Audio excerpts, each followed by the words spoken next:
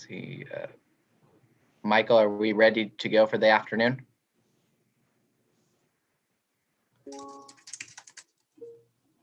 We are good to go, Madam Chair, just minus Commissioner Treese.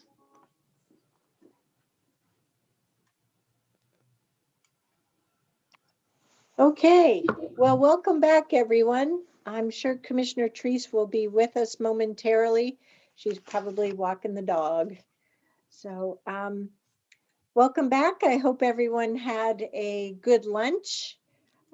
So for the remainder of the afternoon, we just wanted to have some discussion about the budget process, not only for this upcoming fiscal year, but into the future. And just sort of taking stock. Hey there, Commissioner Treese. Taking stock of some realities as we have them. Then have a final conversation on board initiatives. So hopefully we'll be done a little sooner since we are ahead of schedule compared to the original scoping.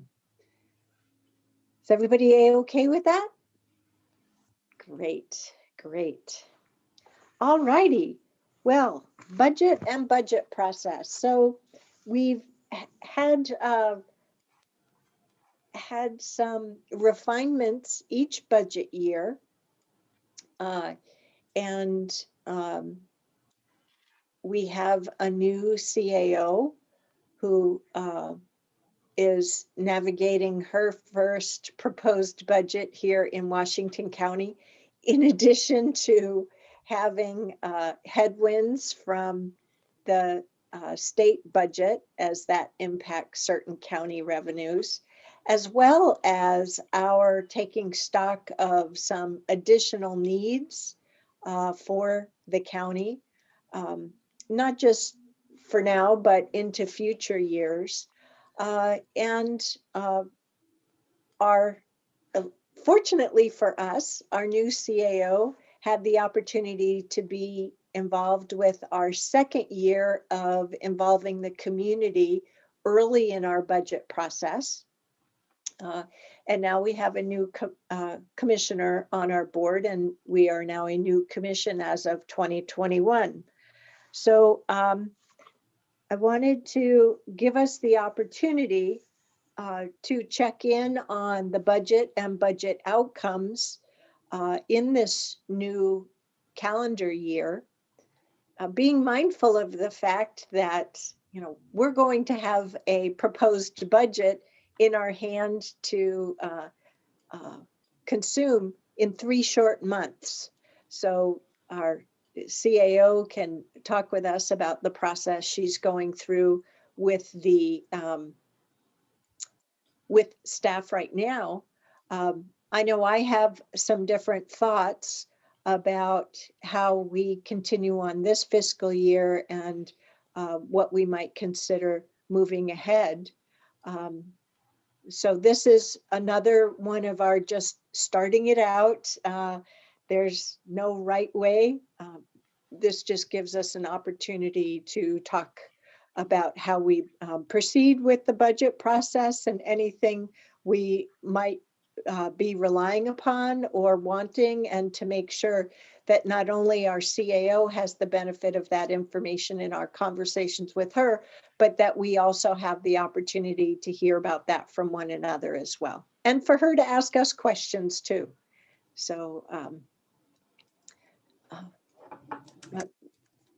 Ms. Angie, I don't know if there's anything you would like to say to further get this conversation kicked off or not. What are your thoughts?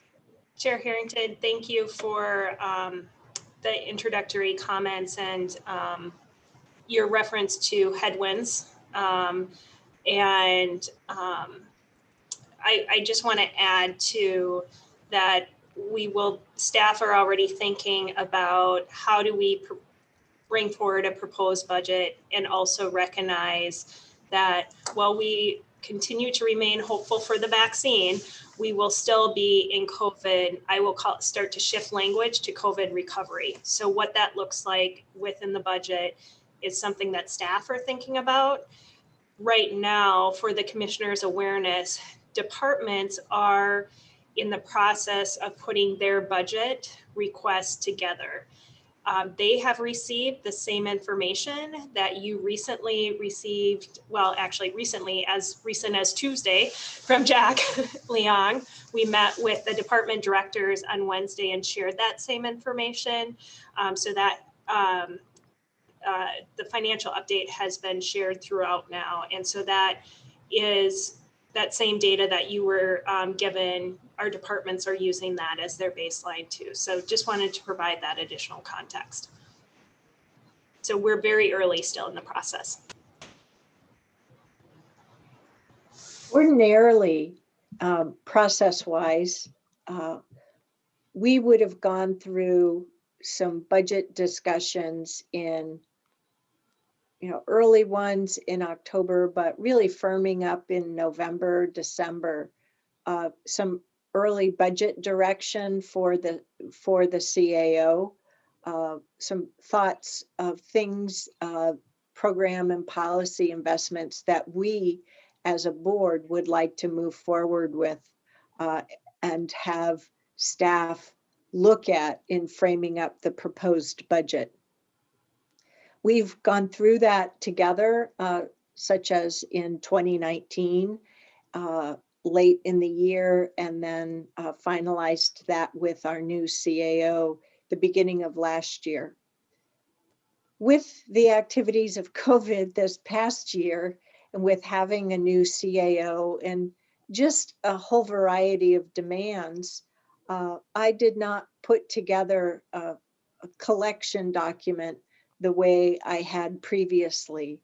We did talk about this at our, I think it was the December roundtable. And I know that I shared some things that I want to learn more about with the budget as well. So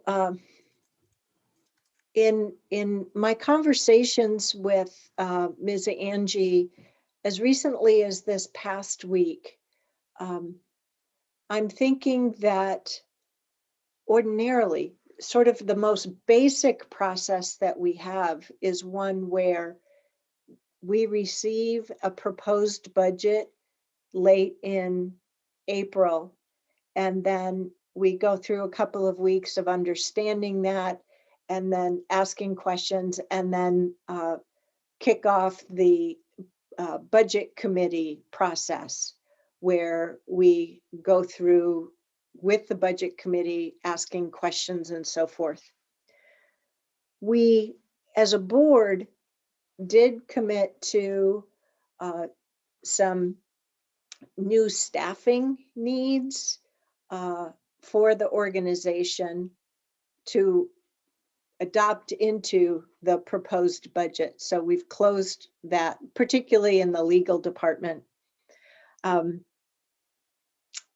And a couple more here and there, the recent direction that we gave for ramping up the supportive housing services team that we've needed as well.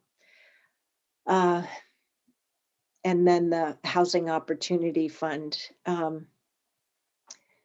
What I imagine is, as Ms. Angie and our Chief Finance Officer put the proposed budget together, they will likely surface some areas where we'll need some continued conversation, because we'll have challenges and decisions to make.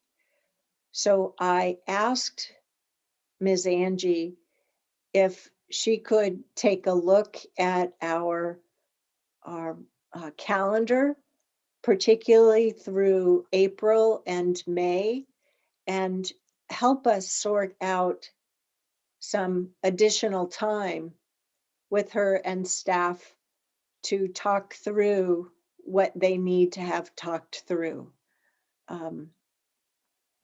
What it all boils down to, the process outcome that I'm looking for, is that we as the board have the opportunity to learn about the situation, or whatever situations there are, to have the opportunity for us to ask questions and have command of the high level detail and provide whatever direction she needs. I don't have any specific line items where I imagine this will occur, but I do know from our various meetings with her and staff that we don't have the, there are cutbacks in state funds, as we've learned from Aaron Calvert with the law library and conciliation services. We know we have challenges with the construction of the new WACA building. And some of these topics are factored into our rolling agenda already. So process-wise, I'm just looking for that opportunity for us to understand and learn together in that open and transparent manner. Are the rest of you comfortable with that model, and or do you have any other desires or requests or concerns even?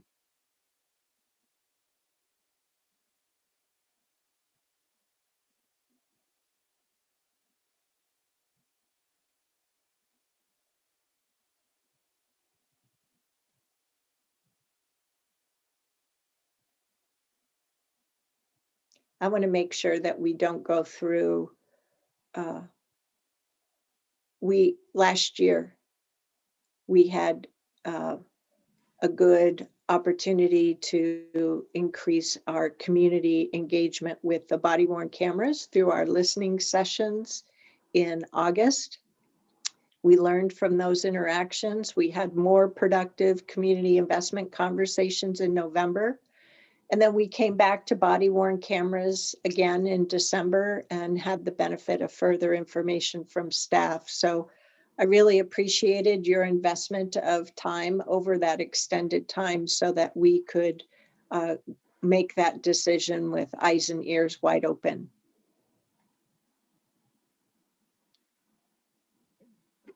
Just a couple of comments. I think the process that you outlined is fine. I don't have any issues there.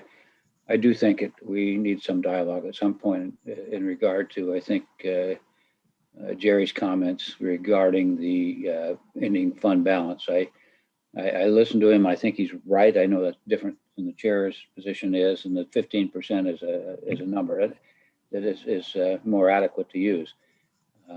Without that discussion, it's going to be hard to know exactly what we have, and it's particularly hard in that there's not a lot of freed up cash. So I think that's important.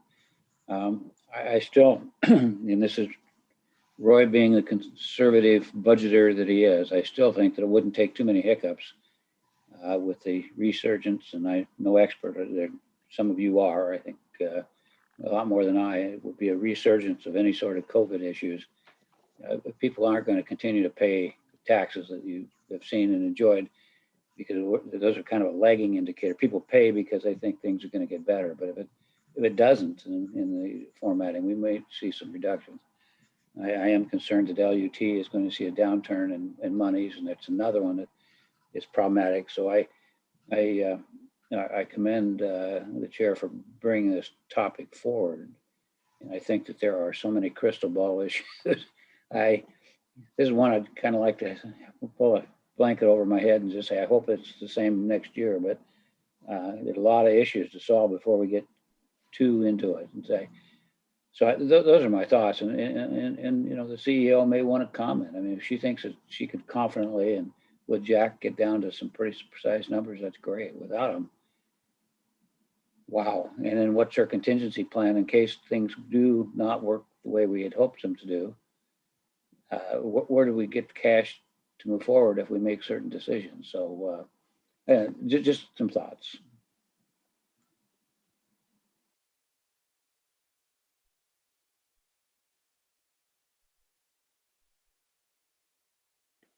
Well, and just to add on to that a little bit, I think we ought to, we also need to be very protective of the tax issues and certainly any new initiatives that are going to add tax rates to our constituents, because as we all know, there's only so much capacity, and I think we need to be more realistic about what do we endorse versus what we don't, and again, it's kind of like protecting our own turf.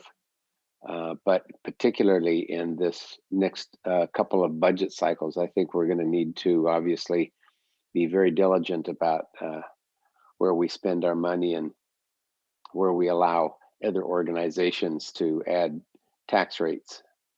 So that's my concern, I think, there.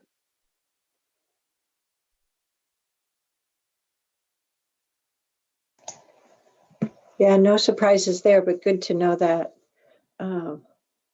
And that service district bill does continue on. I don't remember the number through the legislature this session. I know you've heard it from me before, but I'll be looking to unpack the public safety budget components so that I better internalize them. I had the recent learning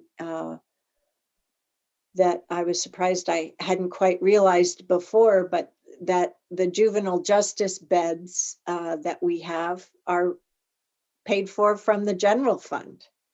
And that I hadn't quite understood that until a recent problem came up on that. So I'm really looking to unpack that part of the budget for myself this year.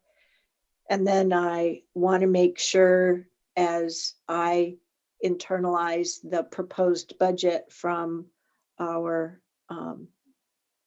county administrator, that I understand how we're investing in our HR systems. And I imagine there will be a roadmap for that. Could take multiple years, or at least based upon my experience with Metro and investing in PeopleSoft and Kronos and whatnot, takes time.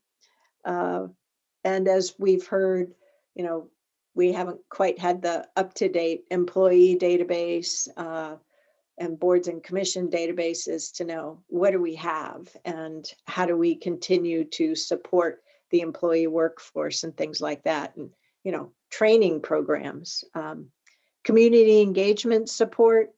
We've asked them to really expand their wingspan and serving, working with more groups than ever before, but also to help us with our active community engagement. And then, of course, as the CAO mentioned earlier, we have coming before us the county website infrastructure investments. So a lot to sort through. So any other thoughts?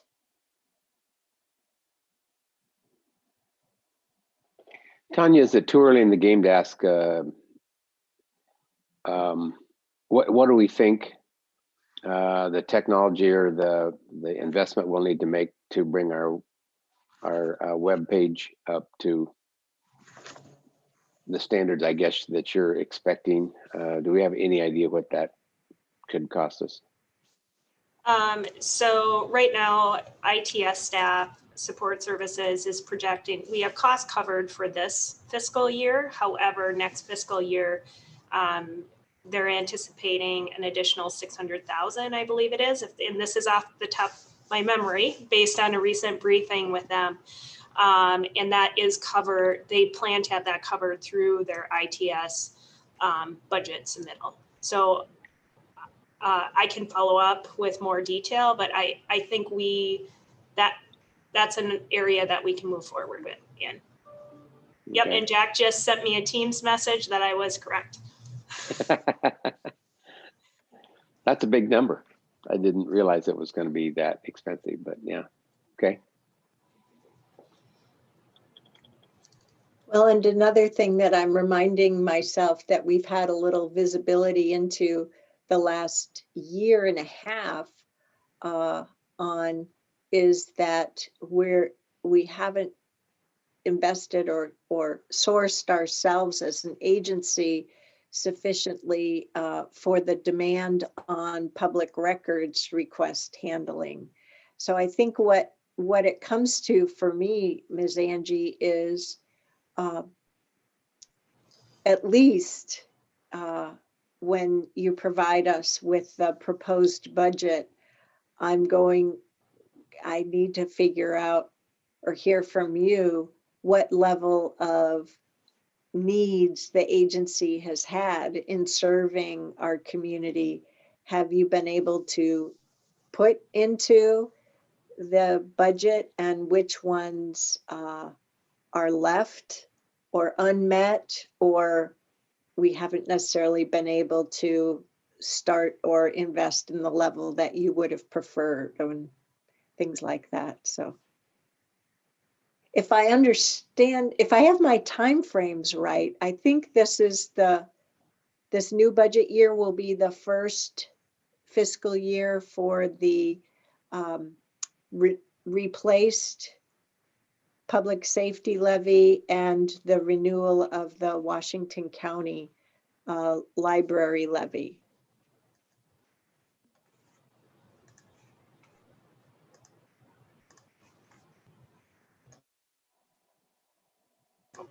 Correct. Okay. Commissioner Fye, this is your first ever budget process. I remember when Commissioners Treese, Willie, and myself started in 2019. Yeah, I had experience with local government budgeting at Metro. Commissioner Willie had his experience from being both a Hillsborough City Councilor as well as mayor. And then public budgeting, it was the first time through for Commissioner Treese, though she understands, organizational budgeting and strategy and having to make trade-offs. It is a big budget, right? With multiple component parts. So we had extra tutorials. I think we had like Budget 101 and then Budget 201 with walkthrough of different departments and sections of the budget. We know that there are a lot of demands on your time. Just try your best this first budget year. Approach it however you're satisfied that your needs are. But please know there is no such thing as a dumb question, right? None at all. So we will learn from your questions as well. Thank you. Yeah, I'm looking forward to this. Will be my first experience, of course, and there are areas I'm interested in wanting to dig deep in.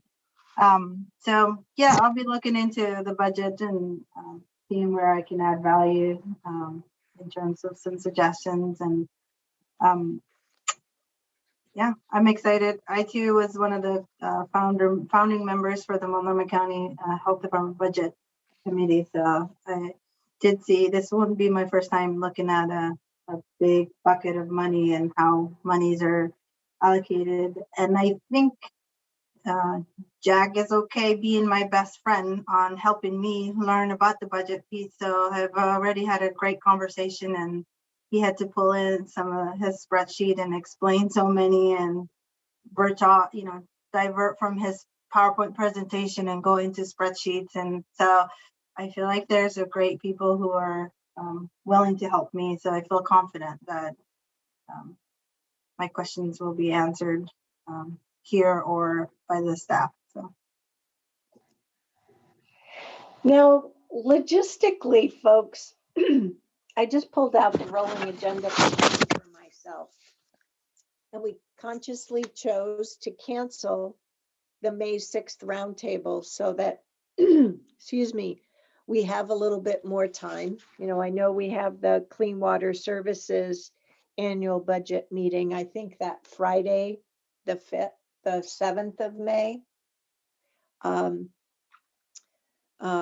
The budget committee meetings are being set up from 5 p.m. to 9 p.m. If memory serves me right, last year we were able to have our meetings face to face, just masked and distant.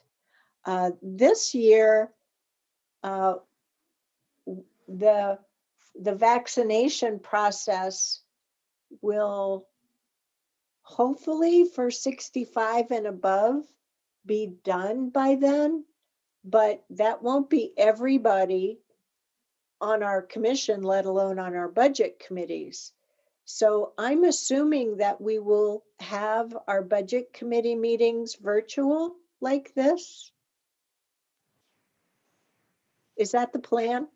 So we haven't even got to that planning process, but Jack and I are quickly messaging back and forth and have decided that is the plan now.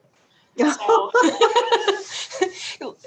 thank goodness for technology, and you can have multiple conversations at a time. You know, I think we need to plan the majority of our meetings moving forward are going to be in virtual. And if we learn that from the state that we've got the opportunity to change, we can come together. But that's how I'm approaching by my planning right now. So, Ms. Angie, I'm not trying to put you or Jack on the spot right now.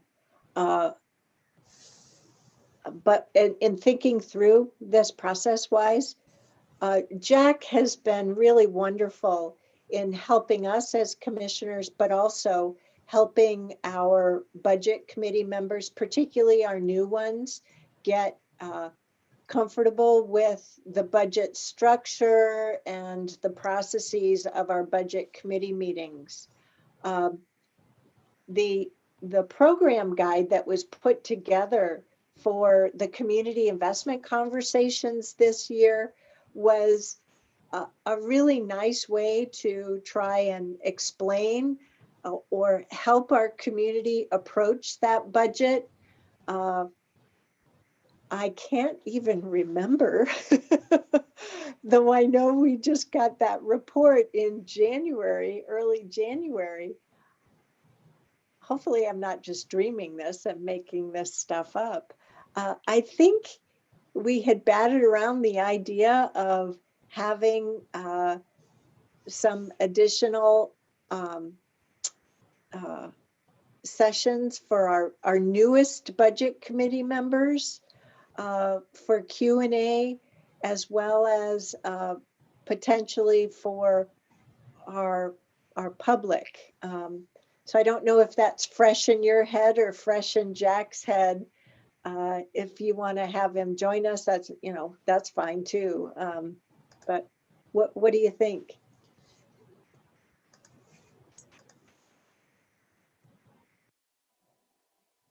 Oops, you're on Zoom. I mean, mute. I know I wish the location of mute was the same on Teams and on Zoom. That'd be helpful. So Jack is planning to have an orientation for the new budget committee members.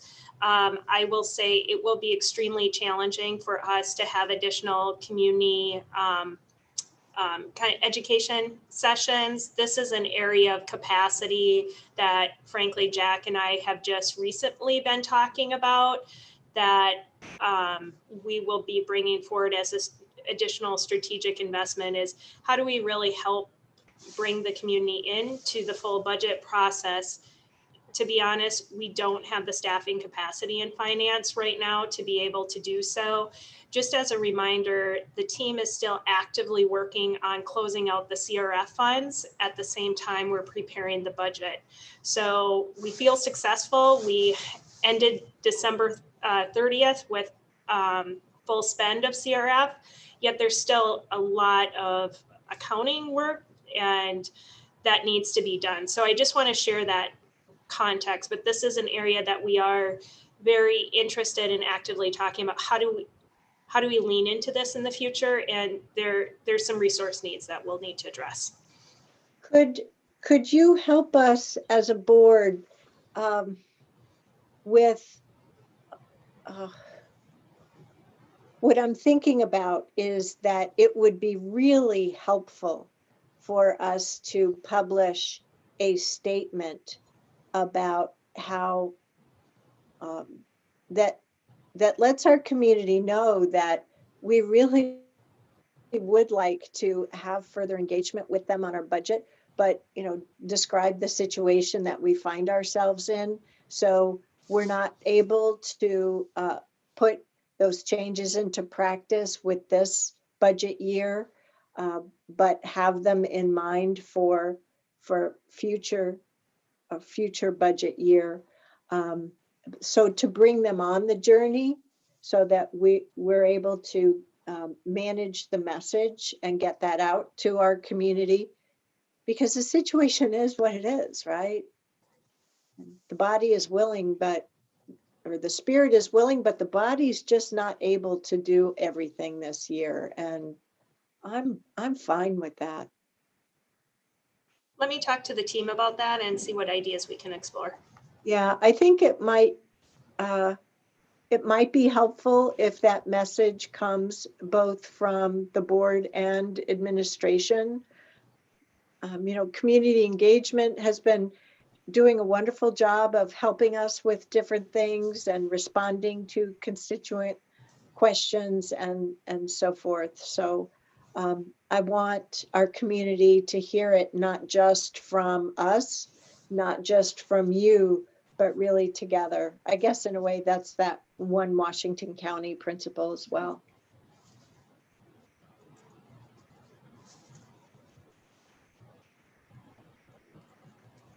I'd like to ask a question of Pam, and the reason I do that is I know she has a good handle on economics with WEA, and I only know what I know in my fishbowl, not in her bigger fishbowl.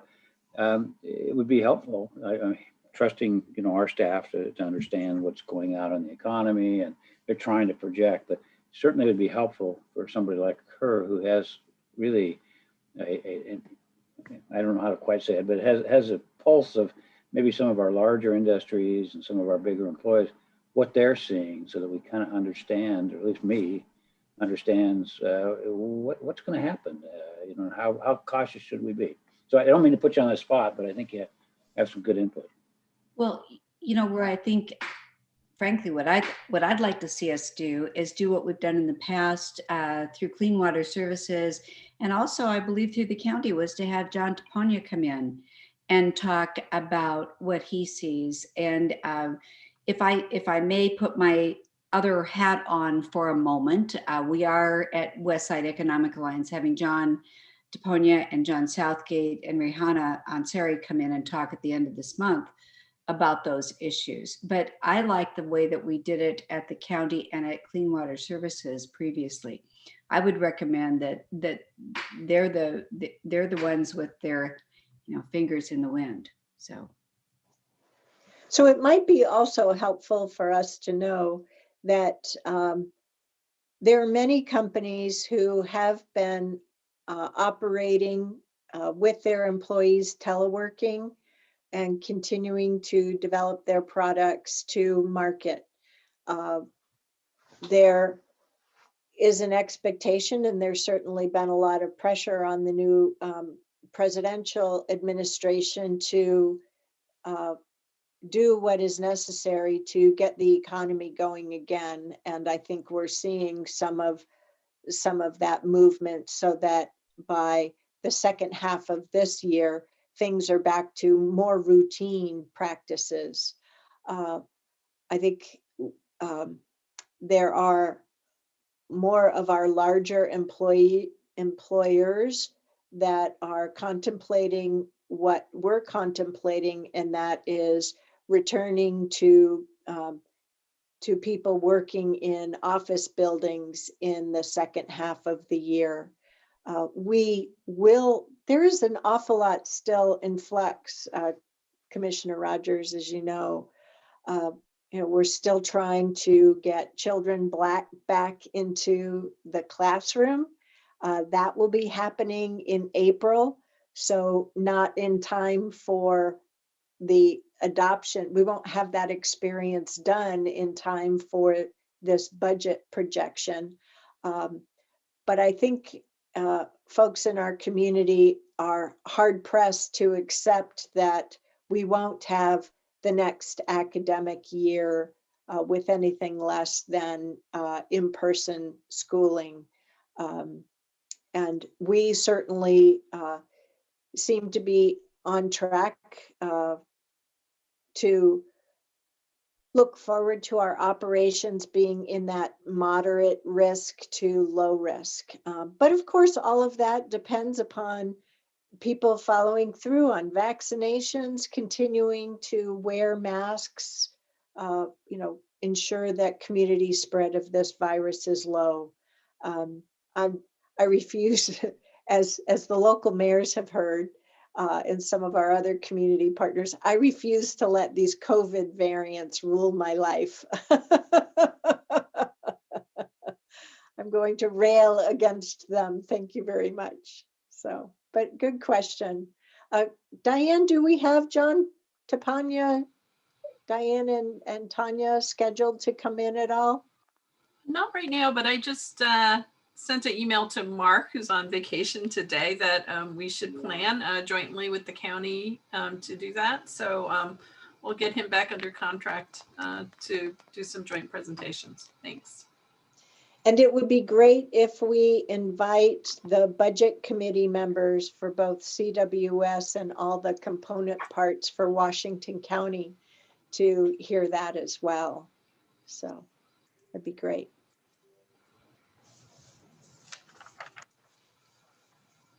Anything else with regard to budget outcomes that you might want to share with the team at this point or with one another?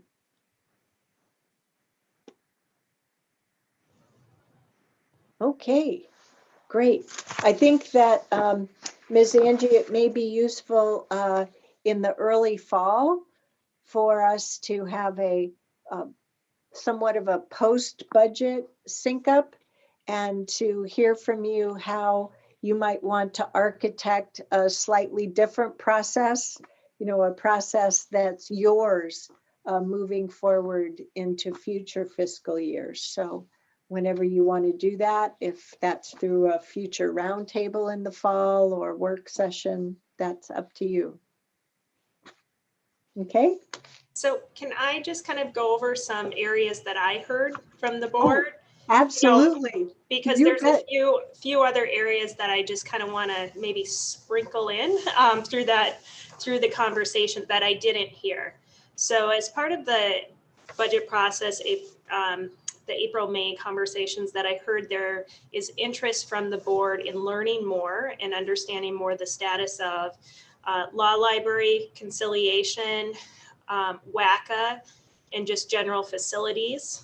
And how that relates to the facilities master plan, LUT, community corrections, COVID response and recovery, juvenile, our HR systems, so that is our tech systems and human systems, communications and community engagement support, and I am also adding in finance staffing levels.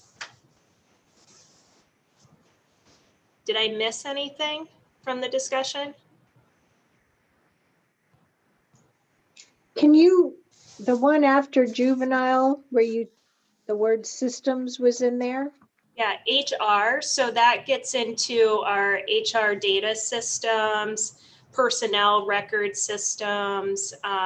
Just for orientation, our current HR enterprise system is over 20 years old. Yep. It really takes yeoman's work, significant staff to get the data reports out that we need to be a modern organization. And really, as we continue our EDI efforts, it's just inefficient. In my experience, this is also an area from a risk standpoint that we need to be aware of, because and I see Paul shaking his head, so thank you, Paul, is from a risk standpoint, we need to ensure the systems are contemporary and solid so that we are not doing multiple entries, because multiple entries is when there's data loss risk, which does result into typically concerns from county council perspective. So Paul, please tell me if I misspoke, because you and I haven't talked about this directly before this conversation. No, I think that's extremely accurate, and I really laud Eva, for pursuing that.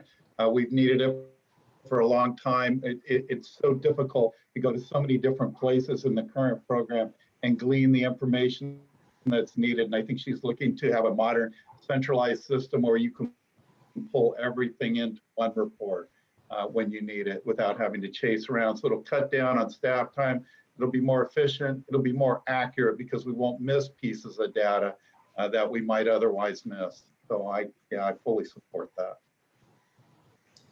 You know, the whole area of risk is one where the portfolio of the county is different than the portfolio that I was familiar with from Metro, and I know it's different than the portfolio that Commissioner Willie was familiar with from the city. And so that may be an area where just an overview for the board in a work session or through a briefing would be really useful for us, because there are so many different kinds of activities that go on in this agency, in addition, you know, across the portfolio, right? So what may be a risk in one area of the agency is different than the risk in another area. But then we also have over 2,000 employees, right? And all of the risks in all of that personnel management as well. And I know state law has changed in different regards for personnel and rules as well. But all of this by way of saying that I don't assume I know what it is that you all as the county administrator and county council have to deal with. And I don't want to run it. I want it to be magic. But if I don't know what it is, then I can't appreciate the level of need to invest in it. And so that's what I'm trying to get at. How do I hit that sweet spot of knowing what its role is and how important it is for it to be, as you said, contemporary and solid versus otherwise. That's all.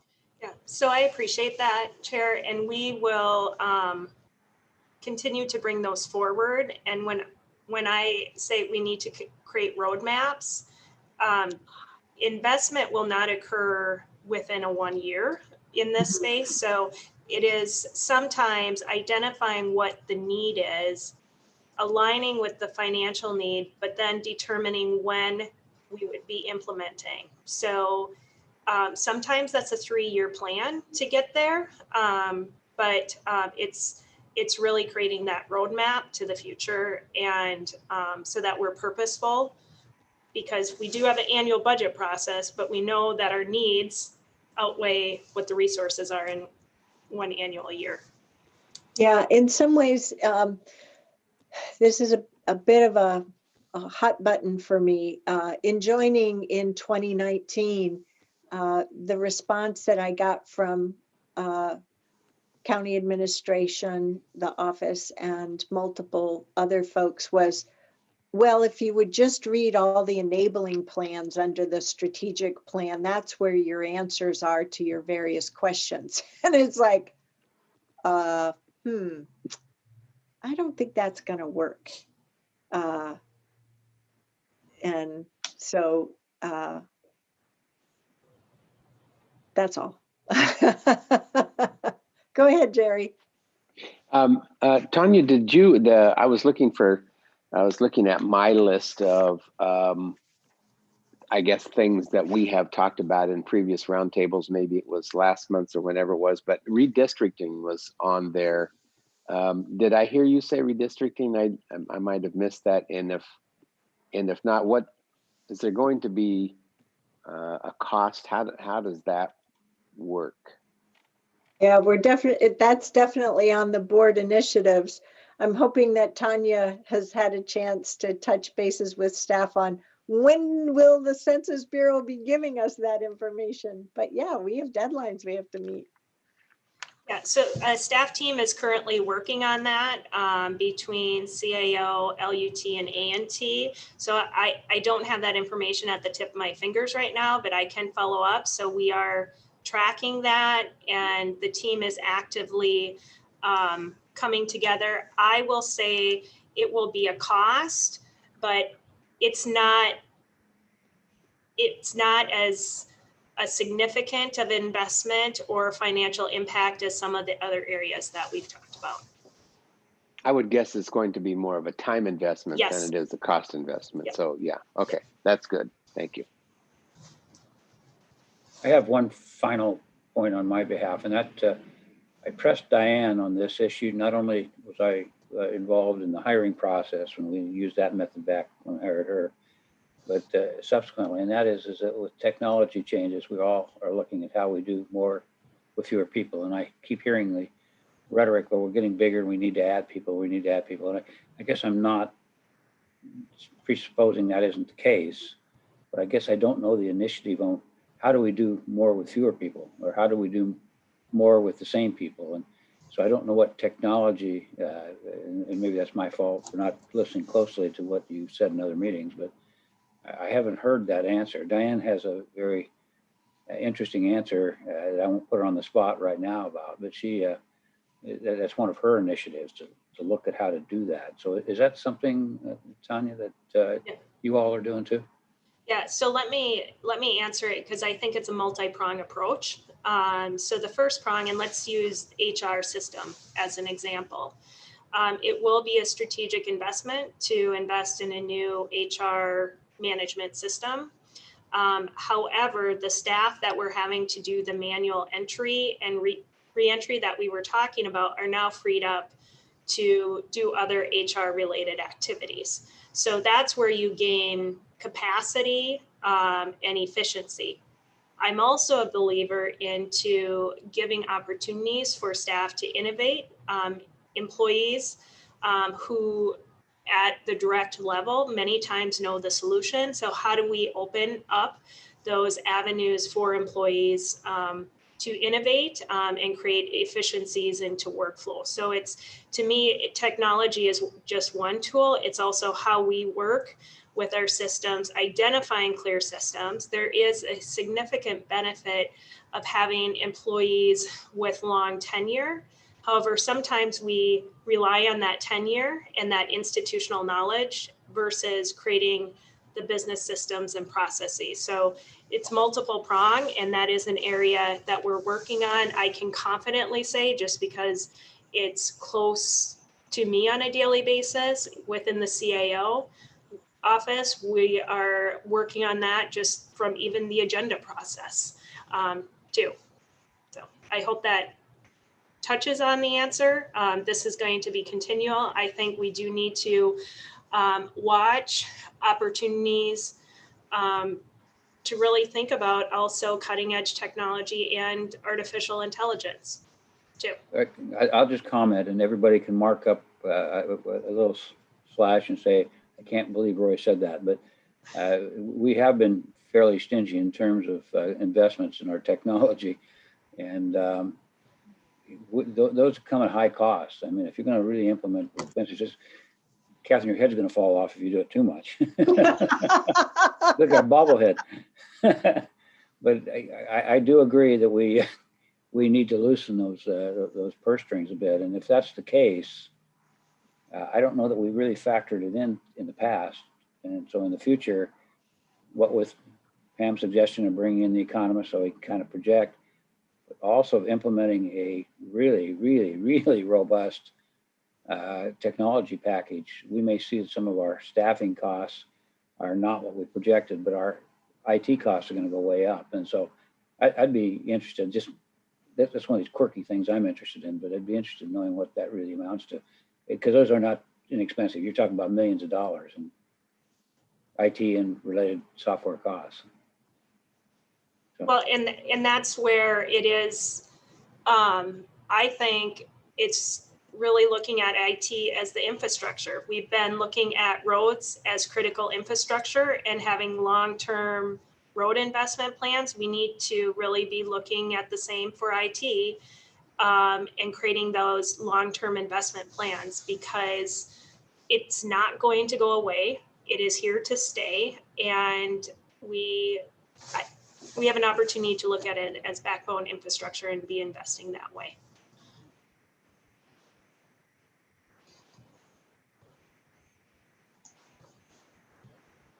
And I think we've talked plenty over the last couple of years about how the county has maintained a really lean organization. The board, prior to us joining in 2019, had put the county on a 3-year path of increasing headcount to maintain service levels lining up with growth. What I had not seen and am grateful to see with Ms. Angie on board is looking at how do the current systems relate to 21st century industry practices. And we've heard from all 3 CAOs that we've had thus far in the last 2 years that certain systems are too old. And so we're picking up on that. We have also ensured that we are a board willing to hear from the organization about its operational needs, such as we learned from our county council recently about what the trends are for complaints, for tort claims, for legal cases. So all good information. I think to compliment all of you, we're doing this work with our eyes and ears wide open, and not trying to sweep anything under the table, but to be as conscientious as I'm sure other boards thought they were being as well. So we're just coping with the complexity and the reality that is facing us now. So, and our community expectations are changing, or have changed. Our demographics have changed. We know that we have a increased income divide here in our community, increased poverty. But I know that we're going to learn more from our team and learn more through the course of that strategic planning effort that we spoke about earlier. So thank goodness we don't have to solve it all in one fiscal year. So great. All righty. Any last things in terms of budget? Cool.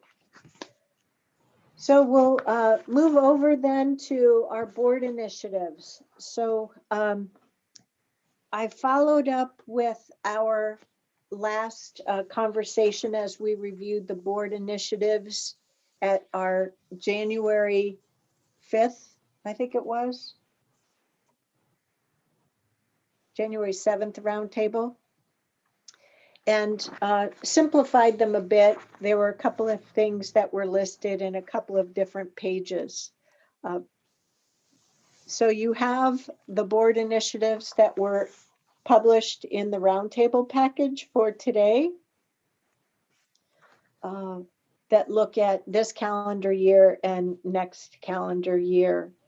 I think, we're in pretty good state of affairs, but there are a couple of sections that I flagged to need to close on with you. So in the second category, you'll see in yellow board conversation roundtable. So I just wanted to make sure that I've captured all this right. For major policy work, program engagement, Commissioner Willie, you said you wanted to look into what it might mean for a marijuana tax. So that's currently your personal initiative to scope out. Then there is a category of questions that we haven't had the opportunity to sync up on in a while under major policy responsiveness. So are you all with me in terms of the page that I'm on the round? Okay, great. So Reimagine Oregon, that was an effort that came out of community response following George Floyd's death. And there was an effort with multiple community level folks and engaging with different levels of government. They launched and published an effort in the end of July, and they have connected in a big way with the, what's it called? The People of Color Caucus at the state legislature.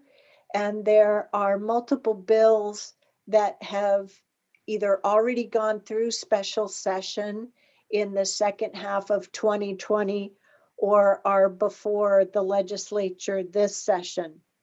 In addition, I have seen how other local area governments, specifically Multnomah County and Metro, have looked at using the lens of Reimagine Oregon and equity, racial equity, pretty simply, in all of their operations. We haven't had a chance to come back to this at all. And so I was just curious, not that I'm looking to add more to our agenda, believe me, between now and the end of June. But do any of you have any thoughts and ideas on how we might connect on this? Go ahead, Commissioner Treese. I would propose that we continue to have the discussion. I'm not certain what it means to connect on this issue. I'd like to have that discussion with the commissioners about what it means to connect on the issue. But I really don't want to be in a situation as a commissioner where we have not discussed it. So that's my thought. I know that both the chair and myself were involved in some of the initial meetings with Reimagine Oregon, and we, as a commission, we need to understand what those priorities are, what our priorities are, and how we want to move forward. So I would ask that it stay on our initiatives list. I'm wondering too if it might help us utilize the services of our Chief Equity Officer and the Equity and Inclusion and Community Engagement Department to better understand where things are now and what are some of the methodologies moving forward. Does that seem possible, Ms. Angie? Absolutely, and we do have government relations updates scheduled, and so we can include that as part of the updates in, I don't have that rolling calendar open right now, but there is one coming up in February. The 16th. The 16th, yeah. And so Latricia Jajit and I have been talking about this because there are active bills that do connect with the conversations that you, Chair, and you, Commissioner Treese, had with Reimagine and their active legislation. So it is important, I feel, for the board to be able to have that understanding of where they are in the process and a little bit more context of what the bills are and potential impacts to Washington County.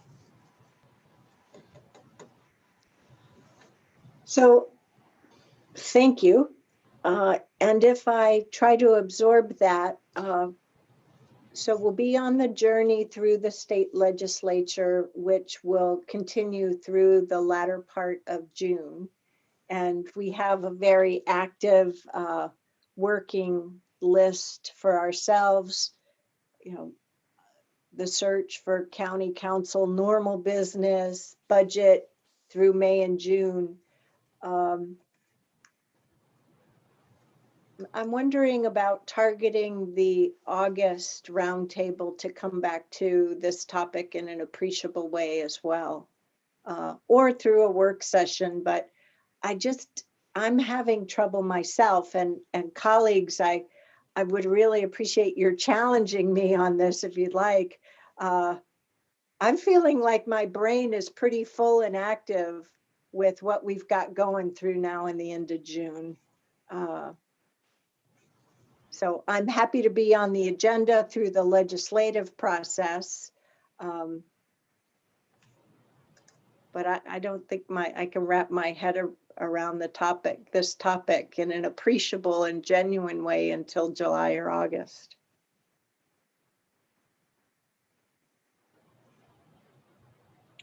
Well, I guess my thoughts are that it has been, I don't know, a couple of months since I went on the Reimagine website, saw the initiatives, saw the kind of, I won't call them endorsements, but the support that the chair and Pam provided to different segments of that. And I'd need to go back and revisit that. I would like to hear Latricia's response to insights to that process as well. And then, well, there was something else in there floating around, but it'll have to come back. I guess my thoughts are that we are trending that way, but I don't know that we have embraced it maybe the way that we should have. But also, over the lunch hour today, I was reading the GR report, and I didn't see anything really in that report regarding public safety bills that have been submitted, or I guess thoughts or whatever. So is that, I mean, and I believe there are a number of public safety bills that have been submitted. So did I miss something in there, Tanya, on our GR team report, or? Sorry, I was trying to pull it up right now at the same time, and you asked the question too quickly before I could. I'll have to go back and review that part of the report, and I can connect with Jajit too. I believe, and this is really where I do love technology, and when you can get things from team members. So Aaron Calvert just sent me a message that there was an attachment with public safety information. Oh, I didn't see that, so maybe I missed that. I got two reports actually. One is the memo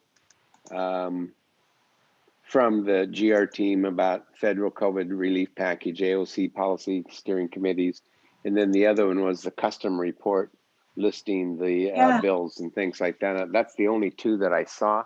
You were right. I need to go back and let me connect with Jajit and the team. Okay. And yeah. Thanks for raising that. And I'm concerned here that the meeting on the 16th, there are a lot of bills to go over, even ones that aren't in that tracker document. So I think we may, and I was looking at the rolling agenda, and I don't see how the GR team is slotted to come in March. So I think we're going to need to have them come in another time.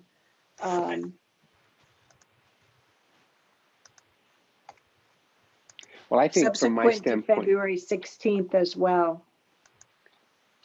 from my standpoint, it was good to see that. What did you call that report? Custom report? What did you just call that, Chair? The bill tracker? Yeah, the bill tracker.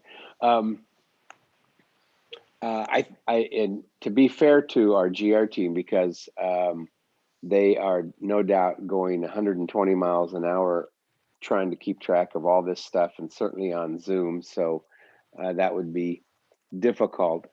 Maybe we should be talking about narrowing the scope. I don't know, maybe we've done that by giving them our priorities of the types of bills that they need to be tracking.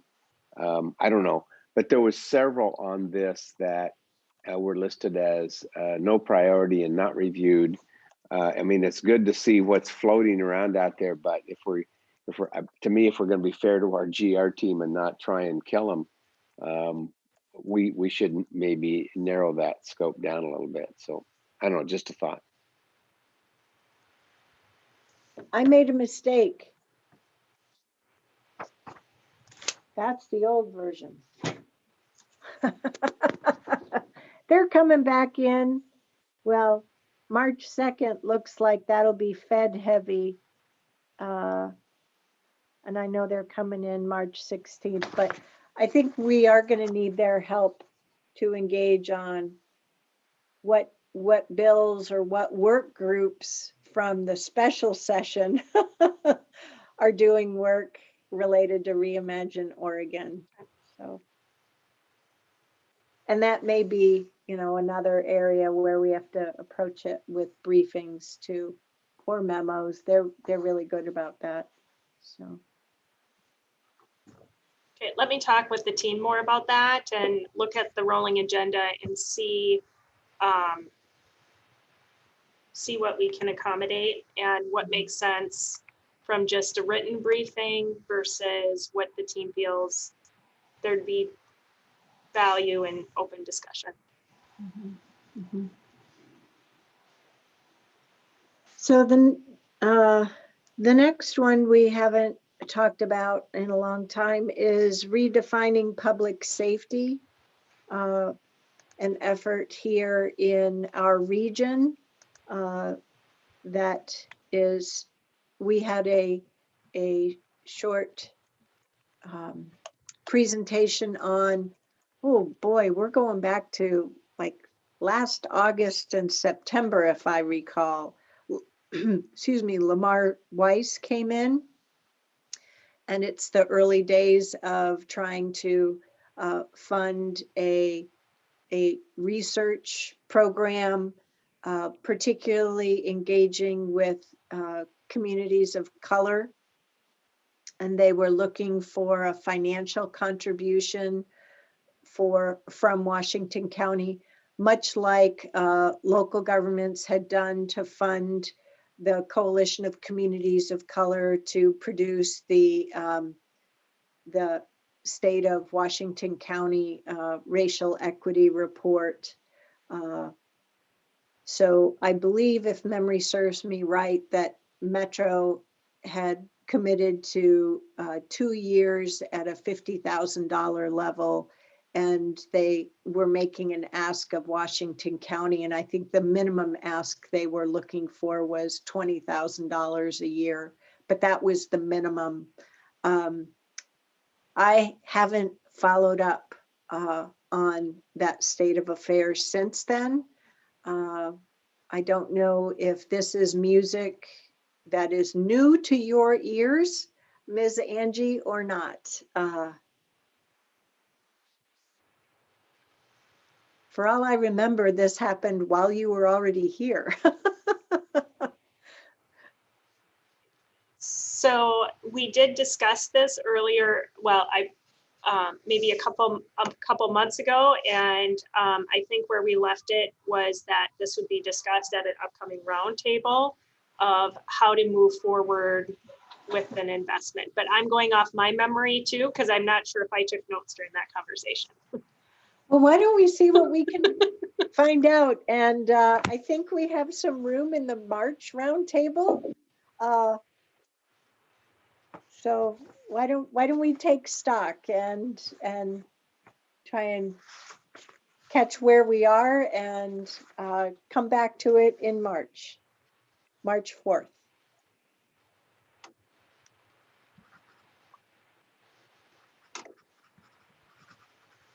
Commissioner Treese, did you have something more on this you wanted to say? I was just thinking that we may want to loop in Elizabeth Mazzara Myers, because I believe that she was involved in that discussion early Yeah. on too. So Yeah, so we'll loop her in for that May. Yeah, the May plan. Yep. All righty, the next one is the State Climate Adaptation Framework. This is once again another item under major policy responsiveness, where the state is looking at not only what it does, but also the authority that the state already has of all of us in the community. And that's everything from, requiring us to do things through our transportation system plans and so forth.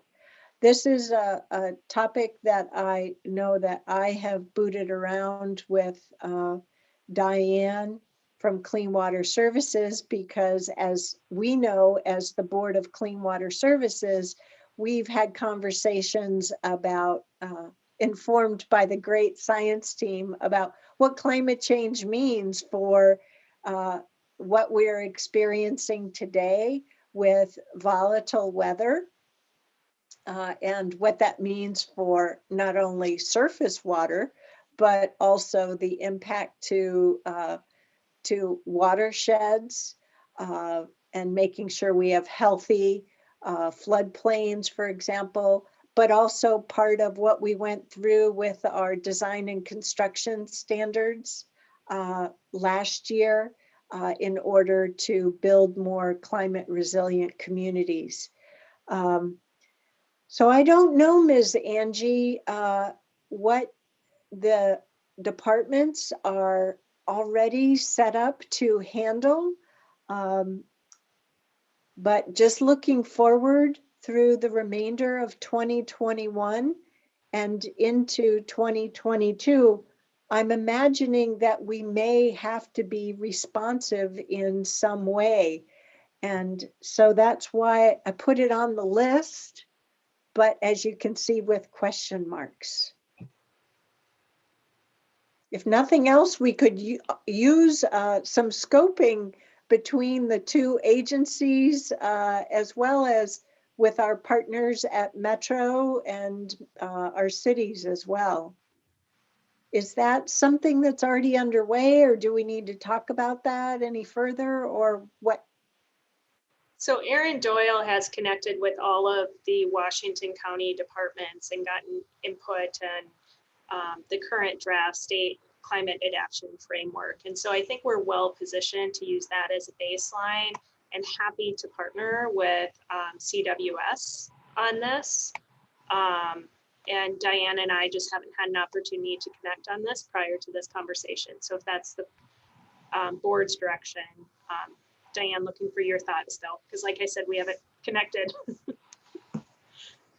Yeah, we're trying to look at it from a sort of the systems approach. We're real fortunate that we're not like our peers that, we have in Boston and New York and other coastal folks that are actually seeing the storm surges impacting their cities, or Miami, or any of these places. So their strategies are very different than what we need here in Washington County. But I have to say, I feel very fortunate that we're not being impacted with those types of surge flows. But certainly focusing on our resiliency to handle both extreme drought and extreme wet weather, and how do we find strategies. I wish we had more stretchiness in our landscape, but it's thinking about how to hold water. It's thinking about how to manage the clay soils here and how to provide solutions for people that are living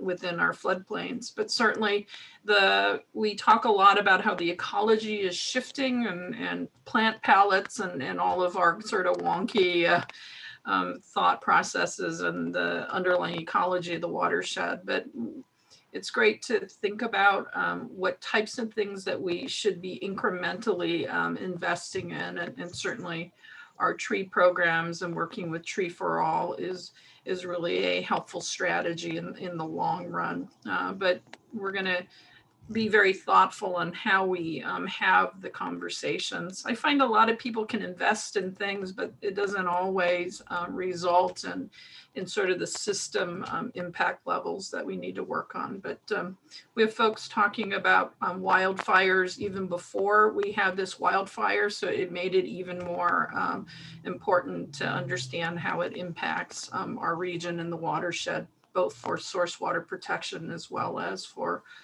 protection of property and strategies we can put in place. We're even talking about those types of things with the Bureau of Rec as we think about the long-term water supply project. But yeah, it would be really great, Tanya, to work with your team and to be able to work with the scientists and the team members at Clean Water Services that deal with ecology and sort of these systems level issues of our region. But If I could bring this back up to a high level, what I know we identified in 2019 is that we as a board wanted to have a conversation about climate change. I believe we have a majority on this board that are accepting of climate change. We're not climate deniers. We're often asked as a board about our position for embracing climate change resiliency and adaptation. And so it's great to have that underlying staff knowledge and engagement, but bottom line, the reason for bringing it up as a board level is to ensure that we have appropriate policy involvement and direction here. So I'm going to put this down as something to come back to no later than second half and get that evaluation from staff and look at what our opportunities are for moving forward from there. Does that sound reasonable? I'm looking at you, Ms. Angie, and okay, great. Another item that we put on the list was preschool for all Washington County. I know I've had the opportunity to engage with more folks external to our community. I know Commissioner Treese indicated that she wanted to spend some of her bandwidth on this effort as well. Go ahead. I just wanted to explain what that means to me right now. And that is as a follow-up to the proposed measure for last year. I have been meeting with Katie Riley and Washington County Kids on a regular basis to kind of figure out what their next steps might be. And I also have been talking with a variety of mayors throughout the region. Frank Bubenik helped me pull together a group that is going to be facilitated by Bridget Brooks, Tualatin counselor, to have a discussion about this in a larger sense than just Washington County Kids.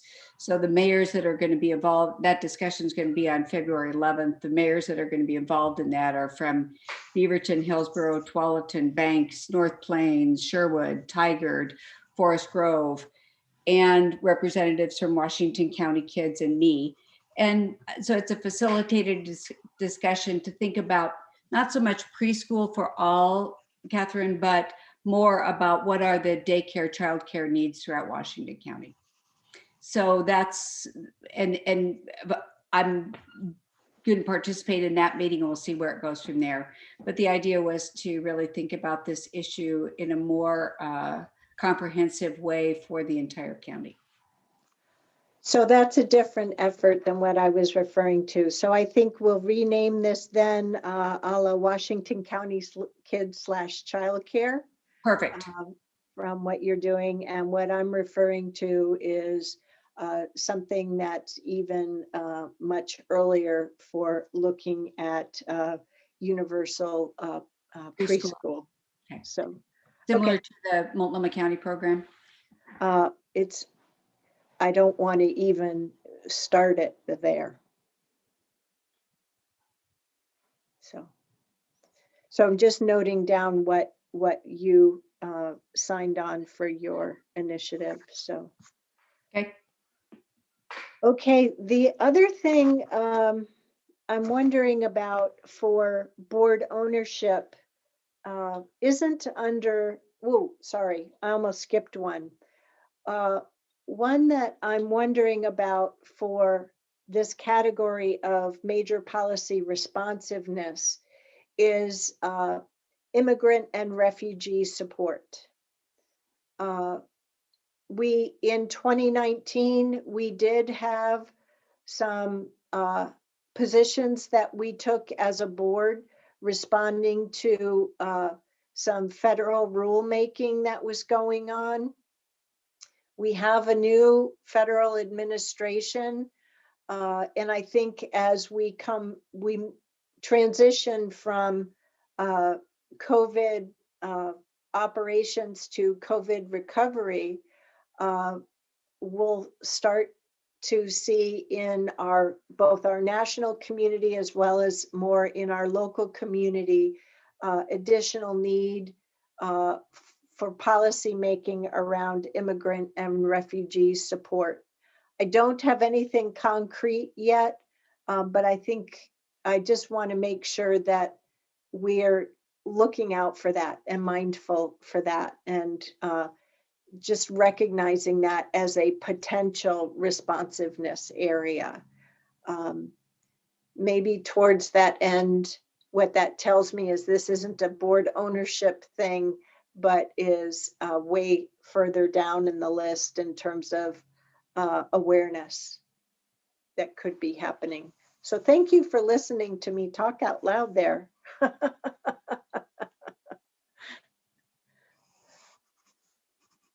Solved my own problem on that one.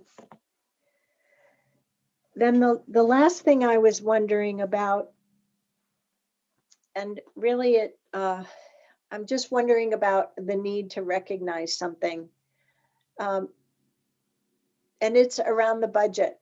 So we've talked about where we're at now in getting through this next proposed fiscal year, and then the potential architecture of the budget process moving forward for next fiscal year.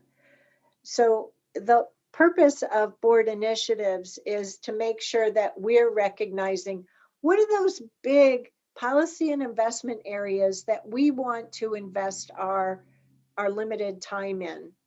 And then those that take a significant investment or that we want to drive go for ownership.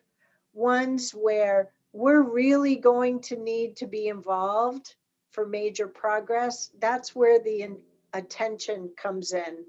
And then awareness are ones where, it's going to take some policy direction from us and investment.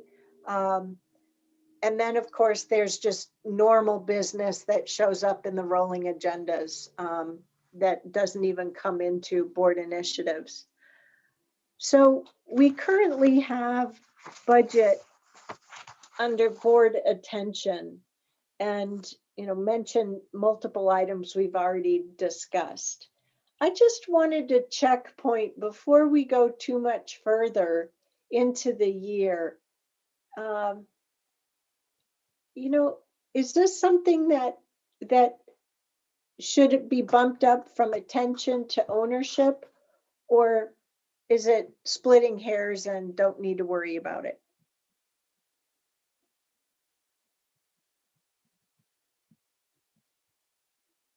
I can go either way, so I just don't know how board members might think about it.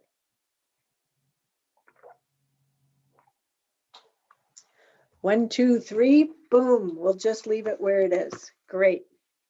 Don't need to belabor that point. Okay, that takes care of the whole board ownership section. Everybody okay with that? Great. Under board attention, the only thing that's flagged under yellow is with the budget. And I think we've already talked about that from our prior discussion. Is everybody A-okay with that whole section? Great. And then board awareness, nothing new. Boom.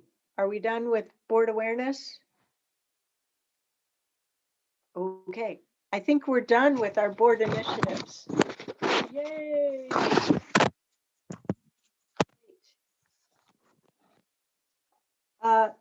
That's for Washington County. In your inbox this morning, Mark Jocker sent us the Clean Water Services Board initiatives. We had these in our December roundtable. Hadn't come back to them in the January roundtable. So they've updated it for us so we can just see what the collection is for what's happening as the Board of Directors of Clean Water Services. Are there any questions? Or are we all set there?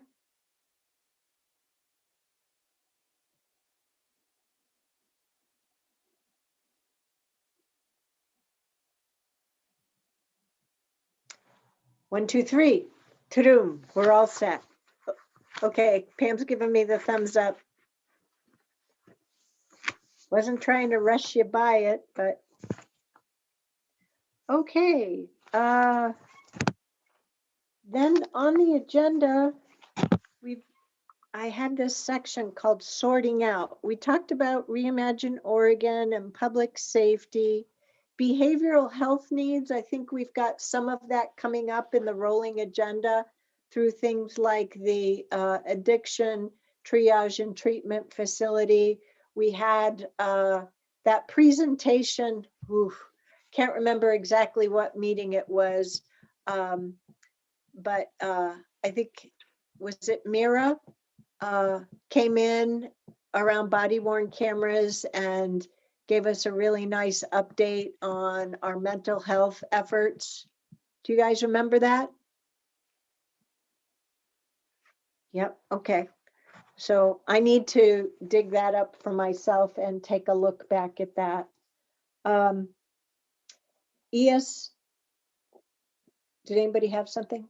Sorry. ESPD, local option levy, that will be up for replacement and renewal next spring. I know with the public safety levy, we felt like we started that process a little late last year. So I just want to make sure that we really get going on that no later than probably July in getting the data together about and our level of familiarity with what that funds in our current budget, what the service level needs are currently, and then projected into the future so that we can get going as an organization on that. And I know Ms. Angie, that for the public safety levy, that was an effort where Philip worked closely with the Public Safety Coordinating Council and Aaron got involved. So I assume you've got that. We are getting our internal coordination meeting. I can't recall off the top of my head when it's scheduled, but Aaron Calvert has taken the lead in that. Great. That's terrific. And Tanya, Yes, will you keep me in the loop on what's happening there, please, so I'm aware and if I can attend those meetings or not? Okay. So I would suggest what we do as staff is start to scope this out and then report back out to the board and provide those opportunities for you, Commissioner Treese, and I think maybe Commissioner Fye expressed interest in this before too. Great. Thank you. Well, particularly, and the reason why you're saying that, Pam, is because it impacts your district and a portion of Commissioner Fye's district as well, right? So. And a portion of Commissioner Rogers and of course mine. Yeah, Are I you didn't. the only district that doesn't have any portion of ESPD? I don't think so. I'd have to look. I was kind of studying the map in my office the other day again, because it's always nice just to refresh what all and where the border lines and things like that. I may have a little bit of it, but it'd be south of Hillsborough, kind of heading out into Bald Peak and out there. So maybe it is. Yeah, good point. Thank you. So staff will provide a follow-up, and then we'll also provide a map overlay to the board so that we can show what that district, the ESPD levy boundary is in Commissioner District. Yeah, the sensitivity point that I have is we just didn't have much time to talk about the service level need, both the existing, to really feel like we did something less than a rushed job in projecting out if it's going to be a replacement levy, how can we make sure that it will hold for at least 10 years? And, you know, the public safety levy was much bigger, but I want to make sure that we feel like if it's a replacement levy, that it will, the overall construct will stand for a decade if possible. So, you know, so that it's just a renewal in the next 5-6 year cycle. Cool, great. On the EDI sync up, I think I put that there because we're still in the process, you know, it's new, right? Latricia's been on board for 4 months, and we asked her to go through, and she gave us a quarterly update just a couple of weeks ago, right? With regard to staffing and coming back in for a work plan. So really this was just to make sure that everyone feels comfortable that we're on that journey A-OK, or to sync up to see if there are any unmet needs. I think I've got what I need. Are you guys all set? So could I provide a quick update? Absolutely. Okay. We are moving forward quite quickly with establishing what I'm just going to call the internal staff leadership group. I know there's been confusion, I feel, in the language that we've used with the community group and internal. So we will work to continue to sort that language out. I just want to express appreciation to Commissioner Fye for agreeing to co-chair the internal group with me. So thank you for that, Commissioner Fye. The department directors are very eager to get this work going. And in essence, this work is not just going to stop at the department directors. There will be several subcommittees to move forward the work. And so this is where we're really embracing leaders at all levels of the organization. And so the One Washington County approach and really cascading the work and effort throughout the organization. So looking forward to our first meeting, which I believe is February 25th. And so in Latricia's quarterly report, she'll be keeping the board up to date on this work. And I was just cheating, looking ahead. We have the next quarterly report coming up April 27th. So, cool, great. Phew. That's Chair, everything. could I go back? I was asleep at the switch when we were talking about board initiatives. They weren't on there. I try and make sure everybody knows what I'm doing with this, but rural broadband is also, you know, one of my initiatives, and then the Salmonberry Trail. Those are the two things that are probably going to, I guess, consume a good portion of my time. Salmonberry Trail, not so much, because that's pretty much organized. The rural broadband is not, and so we're working really hard on that.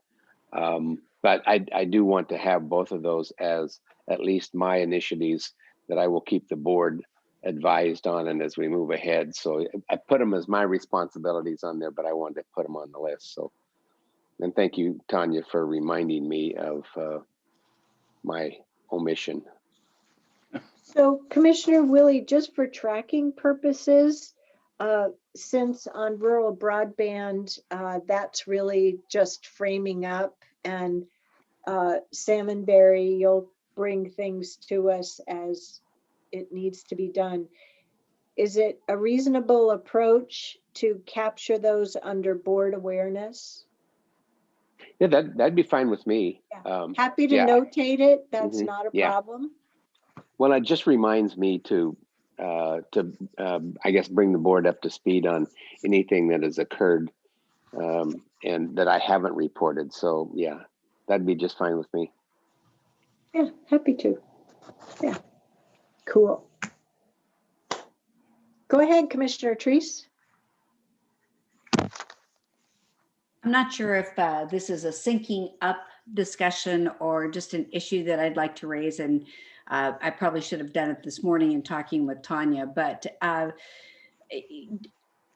what is your sense, Tanya, about the temperature check, if you will, around employee groups that have been highly impacted? We've all been highly impacted by COVID, but when I think about Health and Human Services, I think about a different impact level. What is your sense about employee morale in relationship to this type of crisis situation? So I feel that employees are continued to be dedicated to service. I mean, that's what I feel is a consistent theme. I think it is upon myself and working in partnership with department directors to continue to monitor the workload of our employees. And I think that is something, as we move forward, fully supportive of the board's initiatives, the work that we have moving forward. And we need to commit to having open conversations, because we don't know when sometimes different shock stressors impact us. We all know how impactful just the vaccine conversations have been through the last month. So I think it's more for us from a staff level to really be listening. The temperature amongst employees is very similar to the temperature that you're hearing from community members. There's challenges for parents who have virtual schooling at home. I mean, why am I in the office? Because I have 2 kids trying to virtual school and a husband working from home and a new puppy, and there's no way I would have internet connection for this whole day, right? So I think that's real. There's different families are feeling different pressures. So what you hear from constituents is what we're hearing from our employees. So we continue to focus on well-being, creating opportunities for EPA services, other needs that employee groups have. This is an active conversation, and Paul can attest. We have these during our 8 a.m. staff COVID meetings, so we keep a pulse on what we're hearing from employees and how we can adjust and support. I think COVID or not, this is just the culture that we should be continuing to have. So I don't think it's a need to adjust right now. It's just from staff. This is our job to continuously be aware. Thank you. I'm just thinking about what the status is within our group. So I appreciate that feedback. Yeah, I will say that staff are extremely appreciative of the board's support for our operations and ensuring that our employees are also safe during this time of high risk. So thank you for that.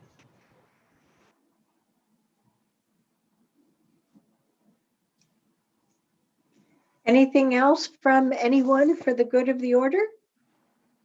I have Go one ahead. just under awareness. Down in my neck of the woods and maybe in some other places, people are chatting a whole lot about term limitations. I think we should be aware of that. I've been asked if there would be some stomach for the board to come up with an initiative to do that. As you probably each and every one of you know, I've always opposed it, but I don't anymore. I can understand the value, but it is something that I think you ought to be aware of. And again, the asking is that be aware and that we potentially put something on the agenda, and that would be preferable than a citizen initiative, which gets really messy. So anyway, that's your awareness for today. Well, our position as of 2019 was that that is an item for us to seriously include as part of charter updates. We imagined back then that as part of our strategic plan, there would be a variety of charter updates. If folks want to have a citizen initiative, okay. But I think as part of our strategic plan, we should also imagine that there are going to be some changes to the charter and map that out accordingly. Yep, and I couldn't agree with you more. I think it ought to be a charter update. And then the other thing I was going to add, and I was pleased to hear that that might be part of our strategic plan, is again, even though my friend Jerry might disagree a little bit as he did, I still think that there's some discussion with the cities on how there might be some more conversation around the annexation. I realize there's changes. I realize it depends on the city you talk to and whether they like me that particular day as to how they talk to me. But I'm pleased that we're going to include that as part of our discussion on the strategic plan. So that's all I had. Anything else from anyone? Okay, well, I think we're done for today. So I'll adjourn the roundtable at 2:43. Thank you, everyone. Thank you, commissioners, and we will see you next week.